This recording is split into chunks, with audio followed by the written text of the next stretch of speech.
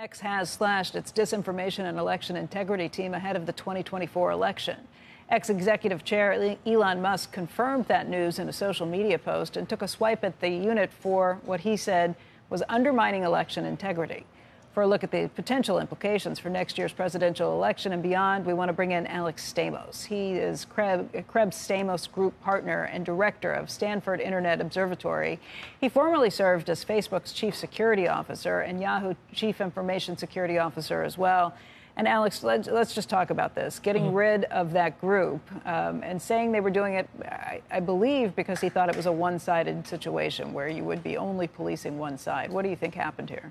I think it's a really bad idea. I think, unfortunately, overall, we are in much worse shape for 2024 than we were even in 2016 because the protections that companies have put in place have started falling back from a peak in 2020 and 2022.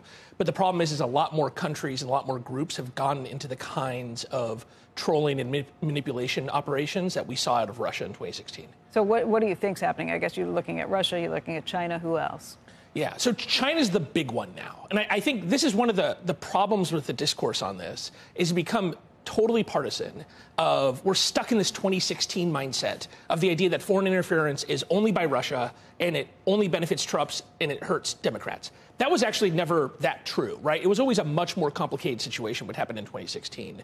But that is both what kind of the Democrats glommed onto, the media glommed onto, and then Trump responded to the idea that he benefited and therefore had to attack the idea that any election integrity work is therefore against him. That has gone really untrue over the last couple of years because what happened is all these other countries watched what Russia did in 2016 and they said, man, I want that. And the biggest group there is the People's Republic of China. A couple things drove this. First, the Chinese really had trouble in Hong Kong in losing the information war globally against these Hong Kong teenagers who could speak English, were kind of internet natives, did their TikToks and their real-time videos to show what was going on, while the Chinese bureaucracy was very slow to react. And then the second is COVID. The fact that China was blamed for COVID, I think accurately, and also had these massive lockdowns that made people question the control and the decisions of the Chinese Communist Party meant that they needed to defend themselves and try to shift blame. And because of those two things, the Chinese have massively invested. And we actually have hard evidence of this. In August of this year, Facebook, which still has a team that does this, released their adversarial threat report, and buried in there, and almost nobody talked about it, was the largest fake account network they'd ever found, and it was from China. And the idea that the Chinese Communist Party is going to be pro-Republican is just foolish. And so the idea that this should be a partisan thing where we disarm because it's seen as doing that work favors one side, I think is just wrong. So if Facebook has uncovered this massive network, what do you think is happening at Twitter? I mean, they have gotten it to where you have to pay if you want a blue check mark. Right. Has that helped or hurt? That has hurt a lot. Why? Now, the pain is fine, right? The problem is they not only started charging for the blue check mark, but they got rid of any kind of verification. So back in the day when you had a free blue check mark, they would take your ID, they would verify who you are, make sure your name matches approximately what you call yourself on Twitter. None of that happens. All they're verifying now is you have a credit card. And in fact, a vanilla gift card that you can buy anywhere or you can buy with Bitcoin is good enough to buy a Twitter blue check mark. And so I think it's made things much worse because those accounts now look real. People still have this hangover effect. And they get amplified, too. And they get amplified, right. And so if I'm the Chinese, if I'm the Ministry of State Security, if I'm the Chinese Communist Party's propaganda arm, $8 a month is cheap, right? Running 10,000 accounts would only cost 80 grand. That's nothing compared to any kind of other propaganda or government defense program.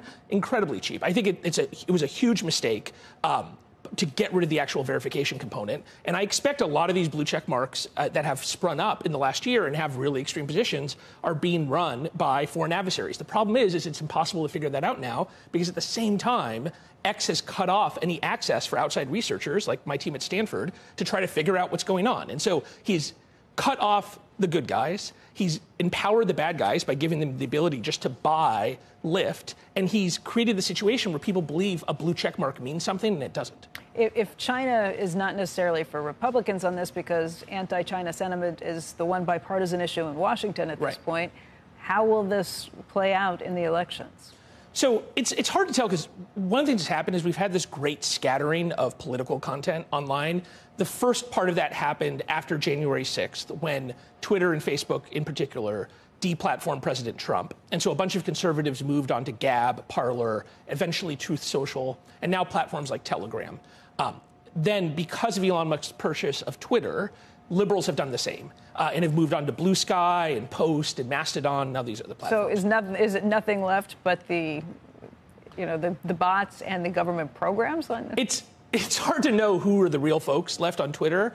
I think it still has an outsized. There's enough journalists. There's enough politicians. If you look at the way politicians interact, especially Republicans now, they do look like they seem to think that Twitter does represent some kind of real groundswell of support. And that is concerning to me. If you see there's like a huge groundswell against Ukraine on Twitter, and if you consider the fact that Putin's only path to victory in Ukraine is somehow getting the United States to stop supporting them, that would be an extremely cheap operation to try to manipulate politicians and make them think that there's lots of Americans believing in this. Now, again, we don't have the hard data because Musk no longer participates. But what we do know is that after that August report of that Chinese network, Twitter did nothing. What you used to see is Twitter and Facebook working side by side and announcing simultaneously, we worked together, we did this. But the team that used to catch those reports from Facebook and work side by side with them, that team's gone.